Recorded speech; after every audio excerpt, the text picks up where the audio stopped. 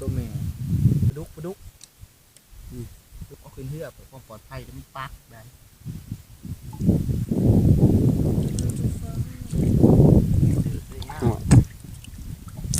ว้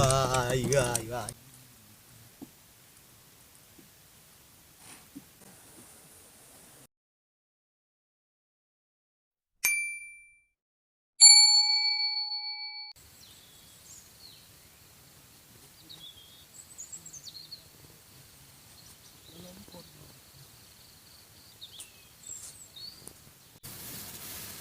สวัสดีทุกคนสวัสดีตอนเช้าเนาะนี่ครับตอนเช้านะ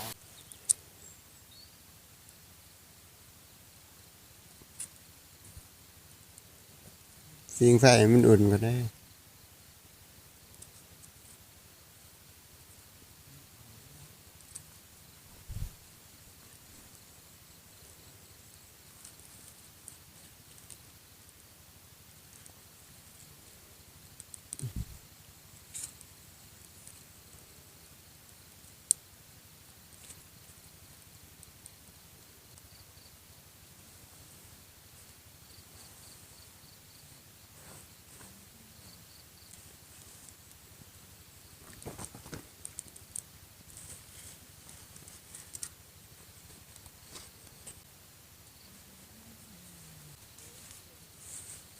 นี่ก็เก็บเต็นเก็บเครื่องเก็บของเห็นไหม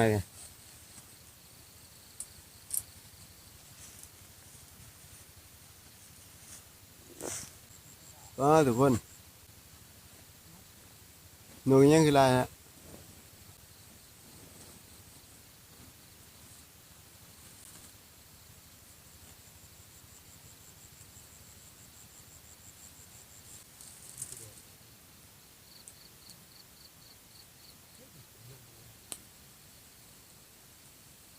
หนาวพวกผมกู้ได้อยู่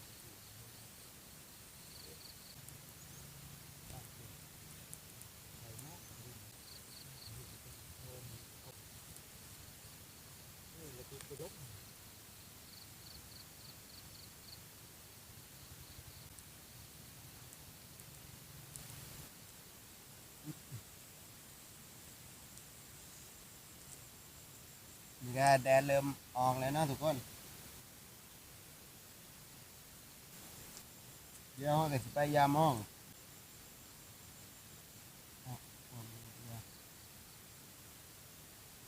นี่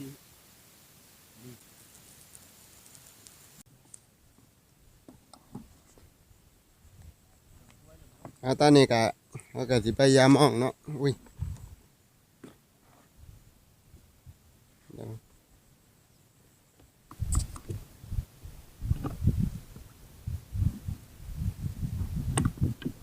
ก็เริ่มล่มเนาะเริ่มหนาวแล้วนะจะมองยามเสาร์เนาะ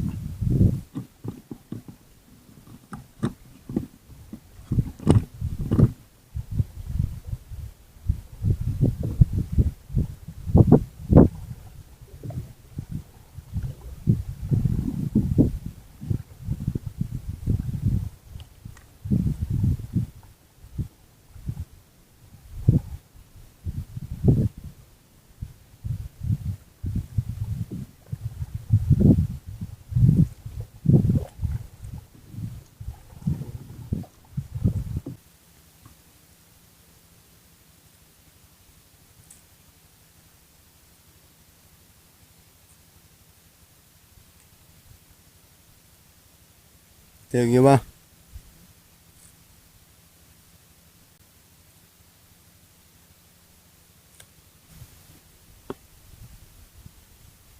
ถึงแต่ปลาบูเนาะ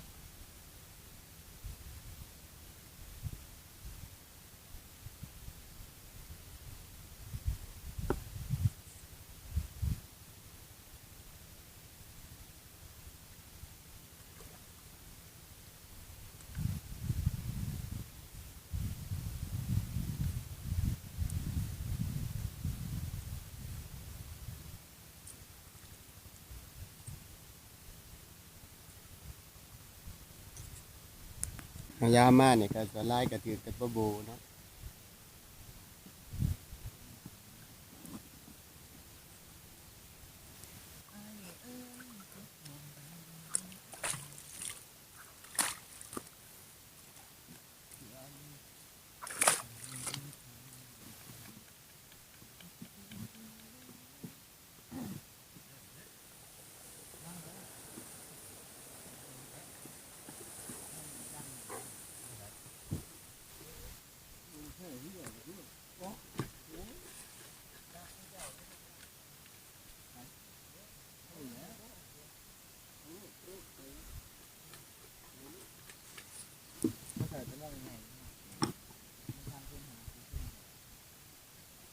เขาปีที่จะต้องหน่อยเขาเห็นมันจะยุ่งมันหน่อยนี่ก่อนนอนดีได้ยืนของเรา ได้เปลี่ยนเรือเนาะอันนี้เรือลำนี้ก็โอ้อันนี้เรือคือสิเรือในตำนานนะแตกมันเลยงัวกันเรือลำน่าจะเจาะ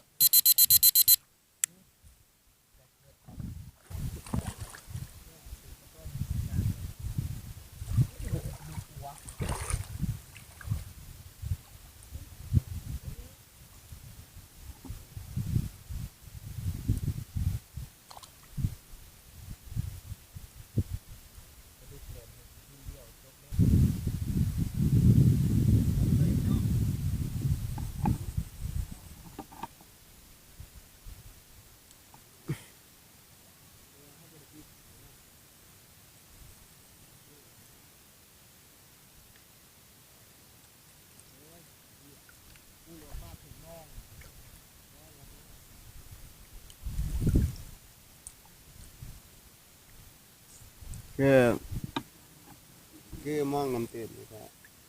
บ่คือกระปูเนาะ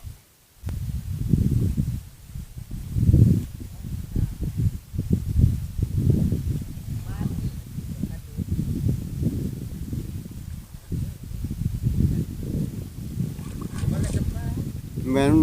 หม้อนี่มันขี้โม้ว่าถือแต่ปลาดุกปัดมานี่บ่เห็นปลาเห็น เต็งกว้างนะ ถึงเลยว่า ปลาดุกเอาขึ้นเรือเพื่อความปลอดภัยแล้วมันปักได้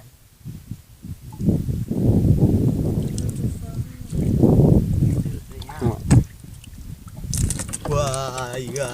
บ่ไหวเป็น ปลาดุกเลยเนาะทุกคน ตัวนี้บ่ไหว นี่ตัวใหญ่อยู่ เบิ่งจังหวะมันก็นี่แล้วเขาว่าแล้วมันติดปลาดุกนี่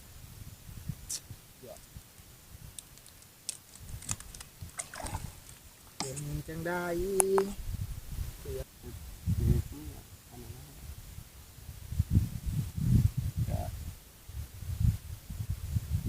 ือกระปูเนาะทุกคน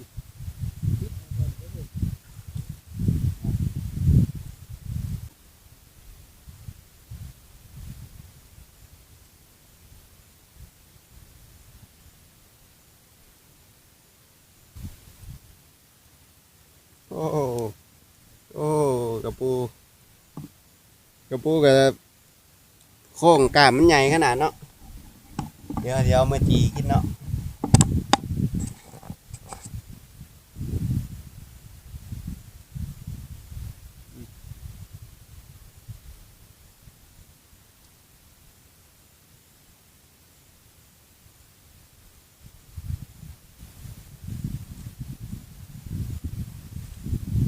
กระปูกล้ามใหญ่เนาะ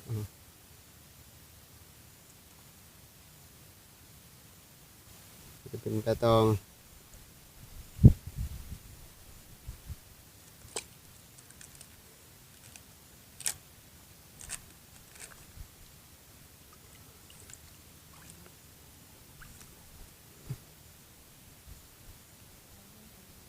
ถืออีกแล้วหัวถืออีกแล้วพี่น้อง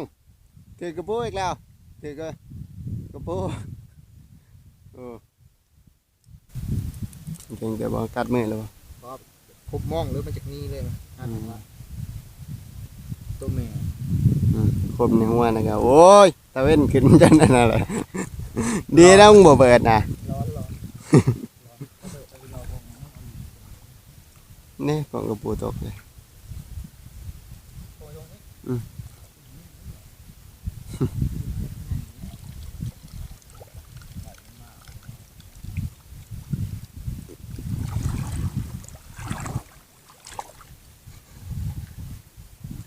เต็มถุงอาญะเขาถึงมาตีให้ลูกให้หล้านกินแล้วเขาก็ต้องมีประโยชน์นะครับผมครับยังหน่อยเคยกินกันแล้วไปเลยกิน ตอนยังหน่อยมักจีกามกระปูกินเนาะคนเนาะโอ้นี่บ่อยากปันได้ดอกบ่ค่อยจีดอก งูในสายตาเธอ กะหูอยู่เด้อว่าเธอน้อมใจหูเบิดว่าเจ้ามีภัยแก้มหูดีใจบ่ให้เจ้ามาคิดดีน้ำสุยางส่วนน้ำสุยางยังมีน้ำ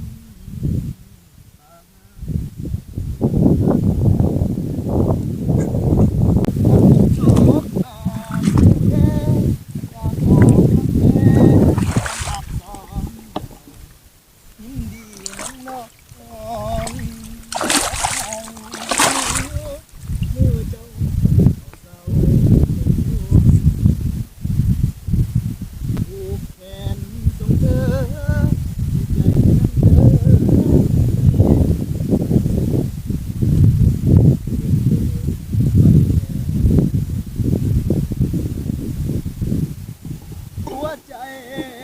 ตำเด้อ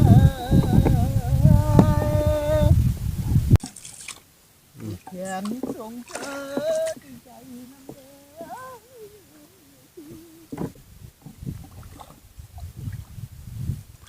ไปทางได้นะ ได้ทางออกเขาไปย่ำย่ำมองอีกอันหนึ่งแล้วกลับเลย ไปครับเอาเนาะทุกคน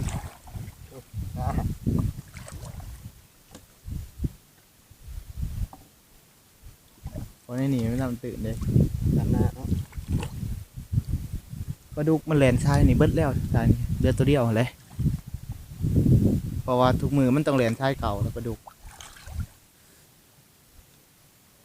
อย่าบอกเด้อมึงเห็นตัวเดียวนี่มันแล่นแต่ด้นเลย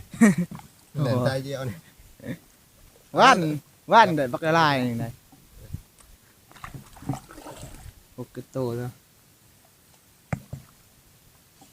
กระปูนะโครงกระปูหัวปลาอยู่บนปลาดุกเขาก็มีนะโอ้ปลาดุกกับปลาดุกเอ็น เอาเนาะทุกคน เฮ้ย บัดนี้ก็พยายาม กล่องมันดับเลย มันขึ้นเยอะนะจอนเอาเนาะทุกคนอันบัดนี้ก็สิพยายามล้างโว้ยพยายามมันดังต่อไปเนาะได้ได้อยู่บ่ ได้อยุถ่ายมันขึ้นนี่ ดังสุดท้าย ขึ้นแต่ปลาบูตัวเดียวก่อนเป็นมองใหญ่มันแบบเน้นตัวใหญ่เลยครับครับก็สิเดนรับประทาน ใหญ่ก็ใหญ่กับลมนำไรครับโอ้เบ็ดไปก่อนเบ็ดพอเท่าตัว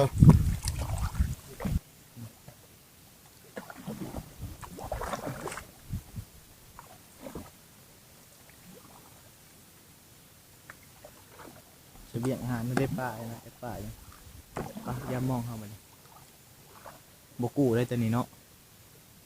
กูด้านนั้นเลย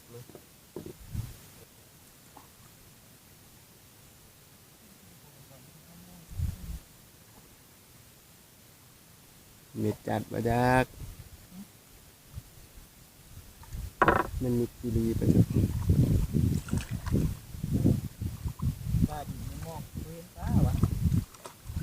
ป้าดีไม่มองเว้นจะโต้นี่กูเลย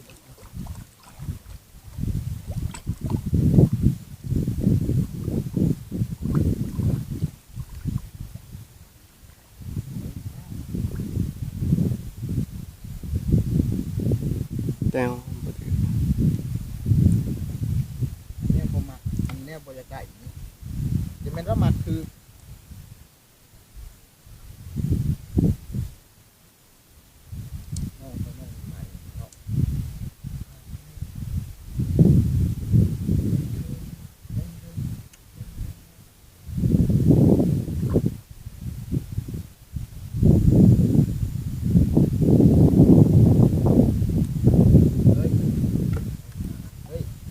ไอ้พดกูนะ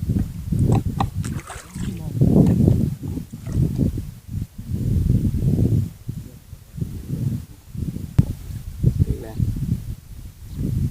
ตัวแหลกของมองเนาะ ก็เลยมา ของมองดังเนี่ยนะเคยเห็นตัวแหลก ปลากลางหลายๆ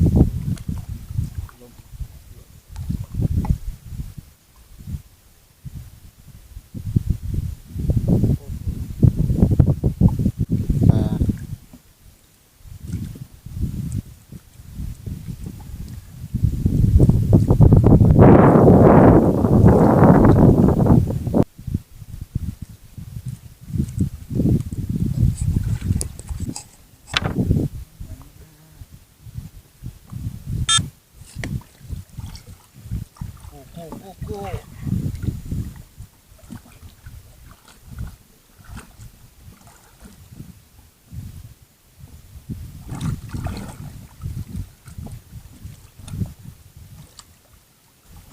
มองปลาบูค แต่ปลาบูเนาะอันนี้ปลาบูแต่แรกมันมีแต่ปลาบูเนาะคือว่าที่ปลาบูอันนี้ก็เฮากู้มองเนาะกู้คือใส่บ่อนี่มันหมดเสียก็กู้ไว้เนาะ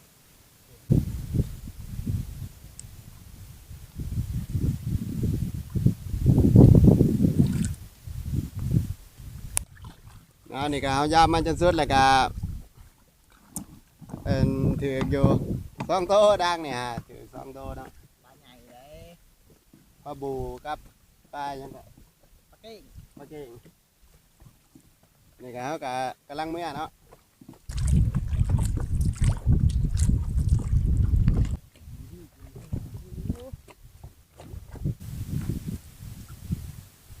นี่เป็นไทยเหลืองไทยไม่มีเป็นไทยเหลืองเนาะ